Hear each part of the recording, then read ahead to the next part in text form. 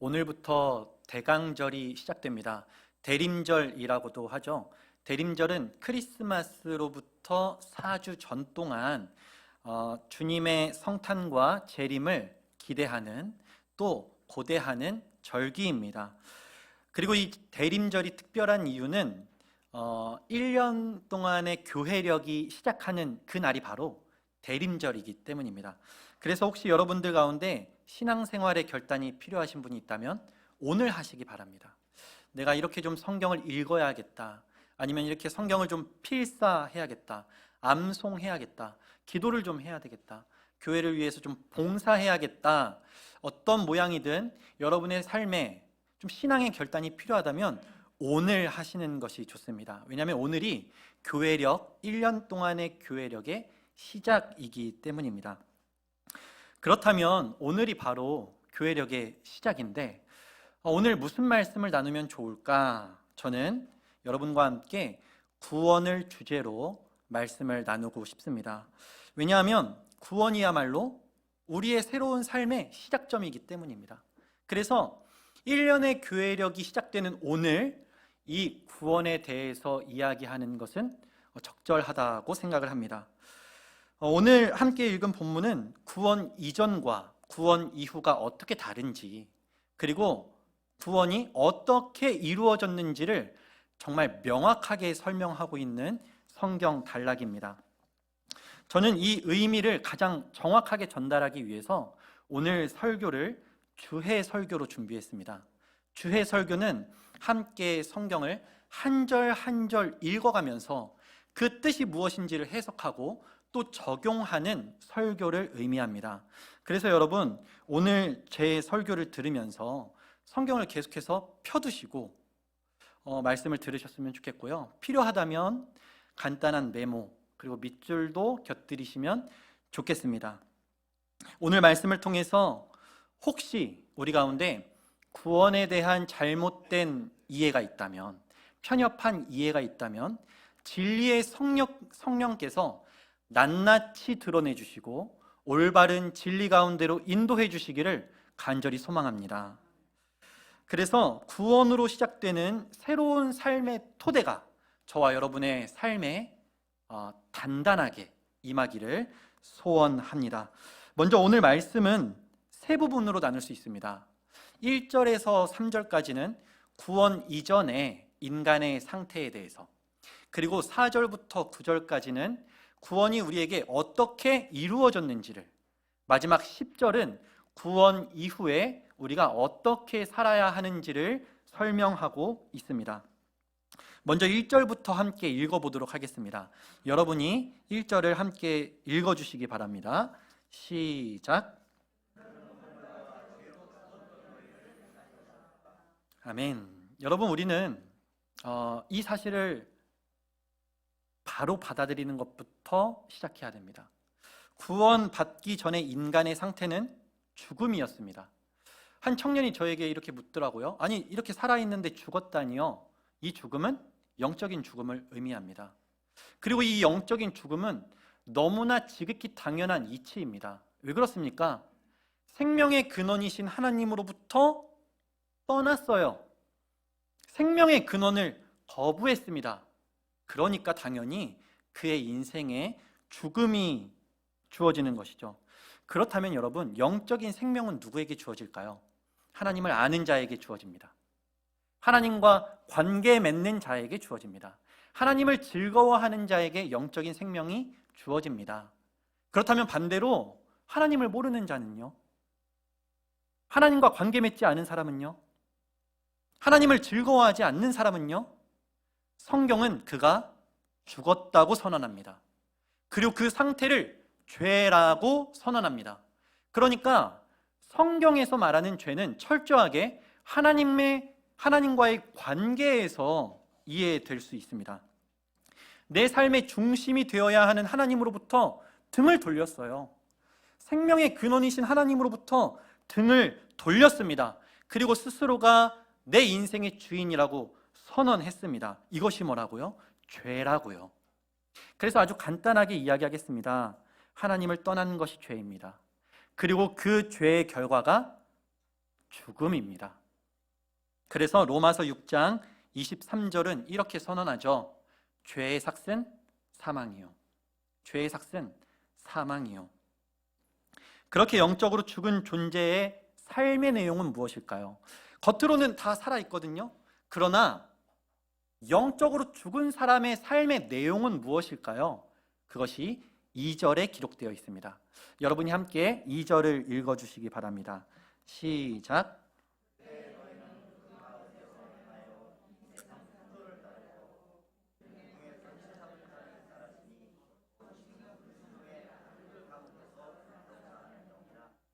여러분, 우리는 다 겉으로 보기에는 똑같습니다.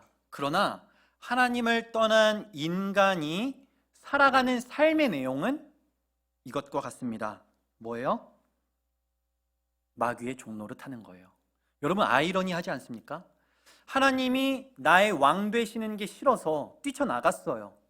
스스로 인생을 결정하겠다. 스스로의 인생의 주인이 되겠다고 선언했습니다. 그런데 그 선언의 결과가 뭐예요? 마귀의 종로를 타는 거예요. 여러분 기억하셔야 됩니다. 하나님 없는 삶은 하나님 없는 삶에서 끝나지 않아요. 하나님을 대적하는 삶으로 나아갑니다. 하나님의 다스림을 거부한 사람은 마귀의 다스림을 받습니다. 이것이 2절에서 선언하는 이야기예요. 그런데 여기에서 더 충격적인 내용이 있습니다. 그것은 무엇이에요? 이름으로는 하나님의 백성이라 함을 가지고 있으나 그러나 영적으로 죽은 존재들이 교회 안에 있다는 겁니다. 그것이 3절에 기록되어 있습니다. 우리 함께 3절을 읽어볼게요. 여러분이 읽어주시기 바랍니다. 시작.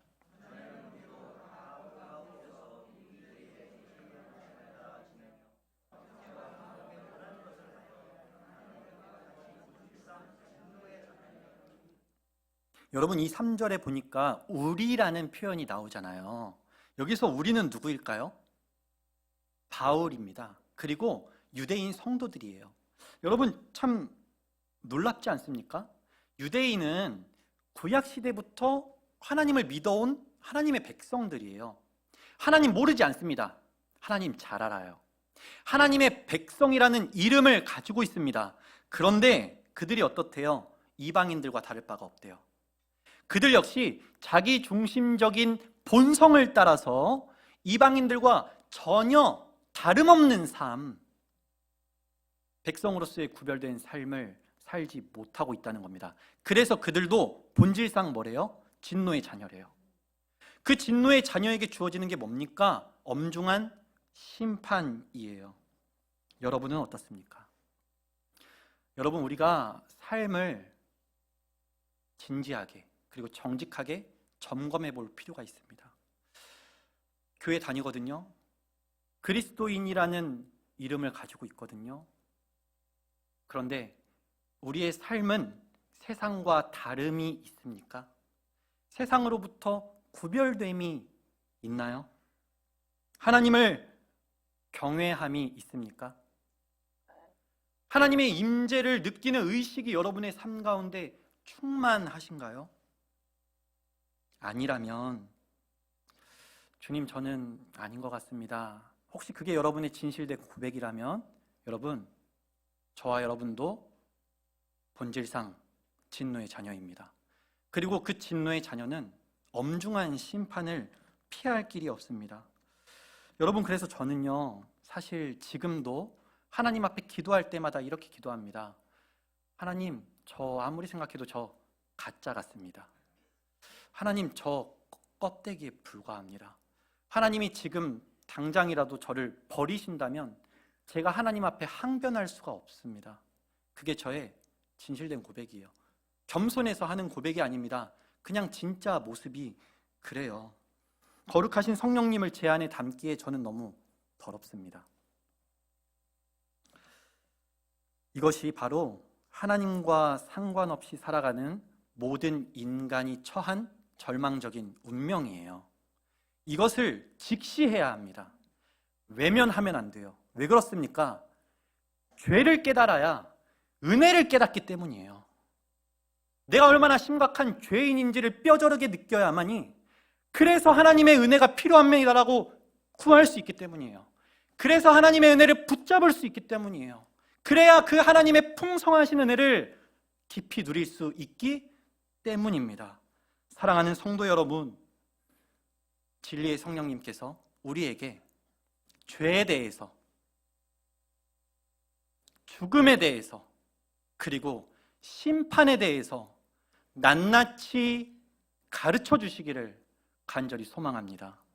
그래서 우리가 얼마나 비참한 처지에 놓여져 있는지, 우리의 삶이 얼마나 어그러져 있는지, 그 끝이 무엇인지를 분명하게 깨닫게 해주시기를 원합니다.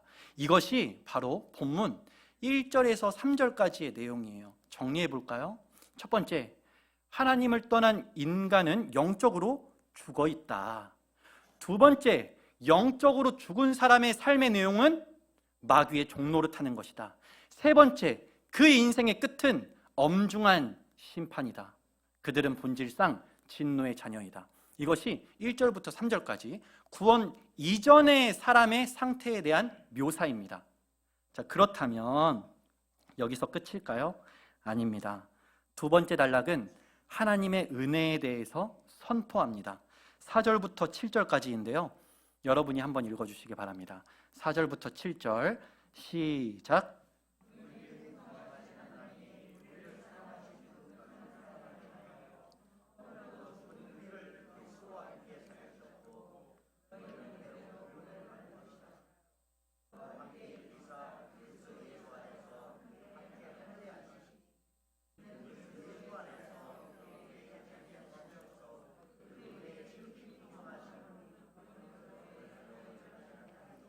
아멘. 여러분, 우리가 함께 읽고 있는 이 성경은 개역개정이거든요.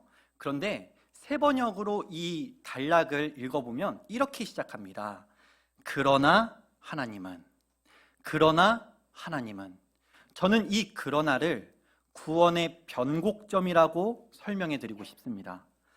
여기에서 반전이 일어납니다. 여러분, 인간은 절망적인 상태에 놓여 있었거든요. 하나님을 떠났어요, 스스로. 그래서 영적으로 죽었습니다. 그래서 마귀의 종노릇을 하면서 살아가요. 그 끝은 엄중한 심판입니다. 그러나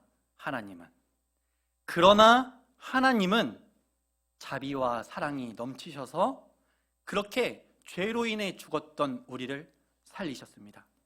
우리를 구원하셨습니다. 이 사실을 믿으시기 바랍니다. 믿으시기 바랍니다. 비록 우리는 영적으로 죽어 있었고 마귀의 종노릇했고 또 본질상 진노의 자녀이기 때문에 엄중한 심판을 받아 마땅했지만 그러나 하나님은 우리를 구원하셨습니다. 그렇습니다, 여러분. 하나님은 자비가 넘치시는 분이에요. 그래서 우리가 죄와 사망의 늪에서 허우적거릴 때 우리를 불쌍히 여기십니다. 우리를 건져주십니다. 그리고 하나님은 사랑이 넘치시는 하나님이십니다. 그래서 사실은 진노를 받아 마땅하거든요. 그런데 그럼에도 불구하고 우리를 사랑하십니다. 그 하나님께서 자비와 사랑으로 우리를 붙들고 계신 거죠. 저는 오늘 이 시간에도 그 하나님의 자비와 은혜가 우리와 함께 하심을 믿습니다. 단 한순간도 끊이지 않고 우리의 삶을 지켜주시고 인도해 주심을 믿습니다. 여러분, 왜 우리예요? 왜 우리입니까? 알 수 없습니다. 그저 하나님께서 그렇게 선택하신 거예요. 우리에게 자격이 있나요? 없습니다. 그저 하나님의 자비이고 하나님의 사랑의 결과예요. 전적으로 하나님의 은혜인 것이죠. 그런데 여러분, 여기서 우리가 한 가지를 좀 짚고 넘어가고 싶습니다. 바로 구원의 의미입니다. 여러분, 구원이 무엇인가요? 구원이 무엇인가요? 죄사함을 받는 것이죠. 그래서 죄와 죽음과 심판으로부터 건져냄을 받는 것, 그것이 구원입니다. 그렇죠? 그러나 오늘 사도 바울은 구원의 설명을 거기에 국한하지 않습니다. 구원의 개념을 확장하는데요. 그것이 바로 5절과 6절에 기록되어 있습니다. 거기에서 사도 바울은 이렇게 선언합니다. 하나님께서 너희를 그리스도와 함께 살리셨고 그리스도와 함께 일으키셨고 그리스도와 함께 하늘에 앉히셨다. 사도 바울은 구원을 이렇게 설명해요. 이것이 바로 사도 바울이 선포한 구원입니다. 그렇습니다. 하나님은 우리를 예수 그리스도와 함께 죽음에서 살리셨어요. 질병과 고통에서 일으키셨어요. 그리고 함께 하늘에 앉히셨습니다. 저는 특별히 이 하늘에 앉히셨다는 내용을 조금 더 주목해 보고 싶습니다. 여러분, 지금 우리가 어디에 있죠?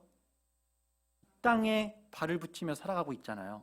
아니, 이 땅에 있는데 하늘에 있다니요. 그게 도대체 무슨 말인가요? 여러분, 이것은 우리가 1절에서 3절 죽음이 영적인 죽음이라고 이야기했던 것과 정확히 일치합니다. 우리는 비록 우리의 육체가 이 땅에 머물고 있지만 우리의 영은 하나님과 함께 그리스도와 함께 하늘로 올려졌다는 것을 의미해요. 이 영적인 의미입니다. 그런데 여러분, 그리스도는 하늘 어디에 앉아 계십니까? 하나님 우편에 앉아 계시죠. 하나님 우편에 앉으셔서 무엇을 하시죠? 만물을 통치하십니다. 여러분, 좀 감이 오세요? 우리가 그리스도와 함께 하늘에 앉았다는 것은 하나님 우편에 앉아 있다는 거예요. 그리고 그 하나님 우편에 앉아서 만물을 통치하는 영광스러운 부르심 가운데 우리를 초대해 주셨다는 것입니다. 여러분, 이것이 우리의 정체성이에요. 나중에 그렇게 될 거다가 아니에요. 너희를 나중에 그리스도와 함께 하늘에 앉게 될 거다가 아닙니다. 원어로 이 성경을 보면요, 전부 다 과거 시제로 기록되어 있어요. 하나님께서 그리스도와 함께 너희를 살리셨다. 그리스도와 함께 너희를 일으키셨다. 그리스도와 함께 너희를 하늘에 앉히셨다. 그래서 여러분, 우리가 장차 그 정체성을 입는 것이 아니라 이미 우리의 정체성이 무엇이에요? 그리스도와 함께 이 땅을 다스리는 자인 것이에요. 이것이 우리의 엄청난 정체성입니다. 여러분, 이 사실을 잊지 않으셨으면 좋겠어요. 비록 사람들이 보기에는 초라해 보일 수 있습니다. 보잘것없어 보일 수 있어요. 그러나 하나님은 우리를 그렇게 보지 않으십니다. 하나님은 우리를 그리스도와 함께 이 땅을 다스리는 자로 보세요. 그것이 저와 여러분의 정체성이고 구원받은 성도들의 정체성인 줄 믿으시기 바랍니다. 이 얼마나 경이로운 일이에요. 왜 우리입니까? 알 수 없어요. 그저 하나님이 선택하신 거예요. 자격이 있어요? 없어요. 능력이 있나요? 없어요. 신실하기라도 한가요? 아니에요. 그저 모든 것이 하나님의 은혜일 뿐입니다. 하나님의 은혜로밖에 설명할 수가 없습니다. 그렇다면 우리가요, 지금 이 구원의 의미에 대해서 좀 확장해서 생각해 봤잖아요. 구원은 죄 사함에서 그치지 않는다. 구원은 그리스도와 함께 하늘에 앉아서 이 땅을 다스리는 존재로 부름받은 것이다. 확장하지 않았습니까? 이번에는 은혜의 개념을 좀 이해해 보고 싶어요. 여러분, 은혜가 무엇이죠? 은혜는 거저받는 것이죠. 은혜는 값없이 주어지는 것이 은혜입니다. 그런데 여러분, 여기서 은혜를 공짜라고 생각하시면 안 돼요. 은혜는 공짜가 아닙니다. 은혜가 값없이 주어졌다는 것은 공짜여서가 아니라 이미 값을 치렀기 때문에 너희들이 더 이상 값을 치를 필요가 없다는 것을 의미해요. 은혜는 절대 값싸지 않습니다. 은혜는 절대 공짜가 아닙니다. 이것을 이해하지 못하는 사람은 싸구려 인생을 살아가요. 하나님의 은혜가 얼마나 값진 것인지 알지 못하는 사람은요, 자기가 얼마나 존귀한 존재인지를 알지 못해요. 그래서 이 땅을 살아가면서 하루하루를 허비하고 그저 그런 인생을 살아가게 되는 것입니다. 이 은혜가 얼마나 값비싼 것인지 아세요? 이 은혜는 하나님이 하나뿐인 아들을 희생하셔서 주신 것입니다. 하나님은 우리를 그냥 그런 존재로 구원하신 게 아니고 하나님은 우리를 하나밖에 없는 아들을 희생하셔서 구원하신 거예요. 그래서 예전에 우리 강은경 목사님이 이렇게 설교하신 적이 있어요. 우리는 예수님 짤이다. 여러분 옆에 한번 보시겠어요? 예수님 짤이 작품 얼마나 아름답고 얼마나 존귀합니까? 여러분 우리는요 정확해요. 예수님 짤이에요. 정말 존귀한 존재들입니다. 그래서 하루하루 살아가는 것이 얼마나 귀한지 모르겠어요. 이 사실을 잊지 않는 저와 여러분이 되기를 소원합니다. 구원은 절대 공짜가 아닙니다. 구원은 절대 값싸지 않습니다. 그리고 이 값비싼 구원이 우리에게 선물로 주어졌습니다. 이 선물로 주신 구원 왜 우리였습니까? 알 수 없습니다. 그저 하나님이 선택하신 거예요. 자격이 있나요? 없습니다. 모든 것이 하나님의 은혜입니다. 자, 그러면 우리 1절부터 3절 그리고 4절부터 9절까지의 내용을 한번 정리해 보죠. 자, 첫 번째, 하나님을 떠난 사람은 영적으로 죽은 상태다. 영적으로 죽은 상태의 삶의 내용은 두 번째, 마귀의 종노릇하는 것이다. 그 삶의 끝은 세 번째, 엄중한 심판이다. 그러나 하나님은 자비와 사랑이 넘치셔서 우리를 구원하신다. 근데 그 구원의 내용이 뭐라고요? 죄사함 그리고 그리스도와 함께 하늘에 우리를 앉히셔서 이 땅을 통치하는 존귀한 자로 부르셨다는 것, 그것이 구원의 의미였습니다. 이 구원이 저와 여러분에게 은혜로 주어졌습니다. 은혜는 공짜가 아닙니다. 이미 하나님께서 값을 치르셨습니다. 어떻게요? 하나님의 하나뿐인 아들 예수 그리스도를 통해서 그 값을 치르셨습니다. 그래서 우리는 예수님 짤이고, 그래서 우리는 예수님과 함께 이 땅을 다스리는 존재들입니다. 자, 그러면 이 땅을 어떻게 다스릴까요? 마지막 10절입니다. 여러분이 읽어주시기 바랍니다. 시작.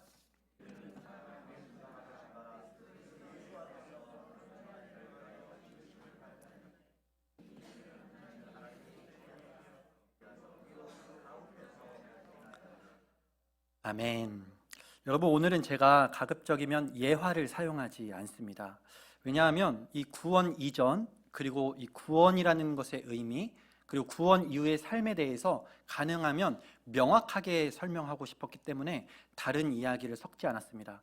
그래서 자칫 좀 지루할 수 있었는데 이렇게 잘 경청해 주셔서 너무 감사합니다. 이제 이 마지막 10절은 오늘 설교의 핵심입니다. 그리고 이 10절의 가장 핵심은 바로 만드신 바라는 단어에 있습니다. 여러분, 이 만드신 바는 헬라어로 이렇게 얘기합니다. 포이에마. 자, 따라해 볼까요? 포이에마. 포이에마. 이것은 어떤 공예가나 아니면 장인이 만든 작품을 의미하는 단어입니다. 즉, 포이에마란 작품이라는 뜻이에요. 그러니까 사도 바울이 우리에게 가르쳐주는 이야기는 무엇입니까? 너희는 하나님의 작품이다. 너희는 하나님의 포이에마이다. 여러분, 그러면 어떤 작품이든 작품은 누구를 드러내는 거예요? 작품을 만든 이를 드러내는 게 작품이에요. 자, 우리가 하나님의 작품이잖아요. 하나님의 포이에마입니다. 그럼 우리는 누구를 드러내야 돼요? 하나님을 드러내야 돼요. 그것이 바로 그리스도와 함께 이 땅을 다스리는 포이에마가 해야 할 일입니다. 하나님을 드러내는 거예요. 그 은혜의 지극한 풍성하심을 이 땅에 드러나는 것, 그것이 포이에마로서의 역할입니다. 어떻게 드러낼까요? 사도 바울은 이렇게 얘기합니다. 선한 일을 통해서 드러낼 수 있다. 그래서 바울이 이렇게 얘기하잖아요. 우리는 선한 일을 위하여 지음받은 포이에마이다. 우리는 선한 일을 위하여 지음받은 포이에마이다. 여러분, 여기서 우리가 오해해서는 안 됩니다. 선행을 통해서 구원받는다는 것이 아니에요. 구원은 오직 은혜로 주어졌습니다. 그것을 믿음으로 받아들이는 거예요. 그래서 구원은 선물입니다. 자, 그렇다면 선행은 뭐예요? 구원의 조건이 아니라 구원의 열매입니다. 구원 받았기 때문에 선하게 살아가야 하는 거예요. 그래서 종교개혁자 마틴 루터는 이렇게 설명했습니다. 우리는 믿음을 가르칠 때 선행도 가르친다. 그대는 믿음으로 의롭게 되었기 때문에 이제 선을 행하라. 이웃을 선대하며 섬기라. 그대의 직무를 다하라. 이게 마틴 루터가 이야기한 거거든요. 마틴 루터가 누구입니까? 오직 은혜로, 오직 믿음으로를 강조했던 사람이에요. 그러나 그 사람도 선행을 강조합니다. 우리가 믿음으로 구원받았으니 이제 무엇을 행하라? 선을 행하라. 제 이름이 선을인데 선을 행하라. 여러분, 이것이 마틴 루터의 정말 강조점이었고요. 오늘 성경 바울이 선포하는 바도 이와 같습니다. 선한 일을 행하는 것은 구원을 받기 위한 것이 아니라 이미 구원받은 성도로서 하나님의 작품 포이에마로서 하나님을 드러내기 위해서 하는 구원의 열매예요. 이 사실을 잊지 않으시기 바랍니다. 이것이 바로 구원의 목적이고 오늘 말씀의 결론입니다. 정리해 보겠습니다. 첫 번째, 우리는 과거에 죄와 허물로 인해서 죽었던 존재입니다. 그 영적으로 죽었던 존재는 두 번째, 마귀의 종노릇하며 살아갔습니다. 그리고 그렇게 마귀의 종노릇하며 살아간 삶의 최후는 세 번째, 엄중한 심판입니다. 그러나 하나님은 자비와 사랑이 넘치셔서 우리를 오직 은혜로 구원해 주셨습니다. 그 구원은 죄 사함에서 그치지 않습니다. 우리를 그리스도와 함께 하늘에 앉히셔서 이 땅을 다스리는 존재로 새롭게 창조하셨습니다. 그래서 우리는 하나님의 작품입니다. 그래서 우리는 하나님의 포이에마예요. 그 하나님의 포이에마는 이 땅에 하나님을 드러내며 살아야 합니다. 어떻게 드러내요? 선한 일을 행하면서 드러내는 거예요. 무엇이 선한 일입니까? 첫 번째, 전도예요. 전도보다 선한 일이 없습니다. 왜 그래요? 영적으로 죽은 존재를 생명의 길로 인도하는 거잖아요. 이것보다 중요한 게 어디 있습니까? 이것보다 선한 일이 어디 있어요? 전도는 우리가 행해야 하는 가장 중요한 선한 일일 거예요. 그러나 거기에서 끝나지 않습니다. 자녀를 말씀으로 양육하는 것, 선한 일이에요. 그리스도의 몸된 교회를 섬기는 것, 선한 일이에요. 일터에서 성실하게, 정직하게 일하는 것, 선한 일이에요. 자연을 보호하는 것, 환경오염을 막는 것, 선한 일이에요. 전쟁으로 인해서 고통당하고 고난당하는 난민들을 돕는 것, 그들을 지원하는 것, 선한 일이에요. 추운 겨울이 되면 차가운 방바닥에 패딩 한 장 걸쳐야 간신히 잠이 드는 우리의 가난한 이웃들에게 연탄 한 장의 온기를 나눠주는 것, 선한 일이에요. 하나님의 자비와 사랑이 드러나는 일이라면 모든 것이 선한 일입니다. 여러분의 삶에서 그 선한 일을 찾아 행하시기 바랍니다. 행하시기 바랍니다. 물론 선한 일을 하다 보면 지칠 수 있어요. 그리고 때로는 선한 일로 인해서 고난당할 수도 있어요. 손해볼 수도 있습니다. 그러나 낙심하지 말고 하나님을 바라봅시다. 하나님께서 저와 여러분에게 이렇게 말씀하실 거예요. 얼마나 수고가 많니? 고맙다. 이렇게 위로해 주실 겁니다. 잘하고 있다. 격려해 주실 거예요. 일어나 나와 함께 가자. 도전해 주실 겁니다. 그것이 하나님께서 우리를 향한 마음일 거예요. 성도는 이 한마디 듣고 다시 일어나서 용감하게 그리고 신실하게 우리에게 주어진 선한 길을 걸어가는 사람들입니다. 그리고 결코 혼자 걷지 않아요. 함께 이 길을 걷는 공동체가 있습니다. 바로 교회입니다. 그래서 교회는 흩어졌다가 모였다가를 반복합니다. 각자 흩어져요. 자기의 삶의 자리로 갑니다. 가정에서, 일터에서, 각자 부름받은 삶의 자리에서 성도로 살아갑니다. 포이에마로 선한 일을 행하며 살아갑니다. 그렇게 살고 일주일 뒤에 다시 모여요.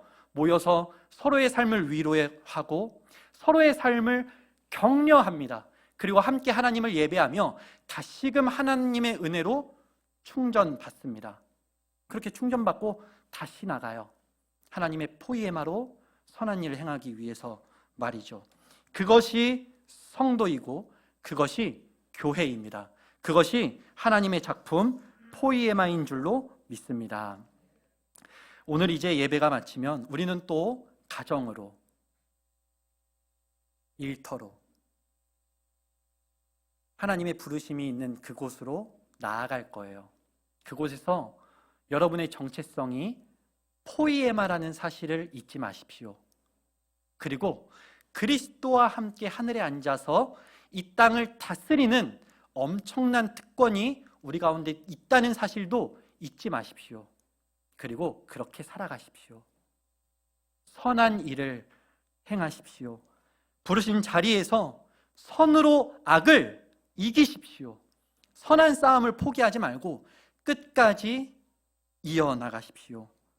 그럴 때 저와 여러분의 삶을 통해서 하나님이 어떤 분이신지가 이 세대 가운데 충만하게 드러날 줄로 믿습니다.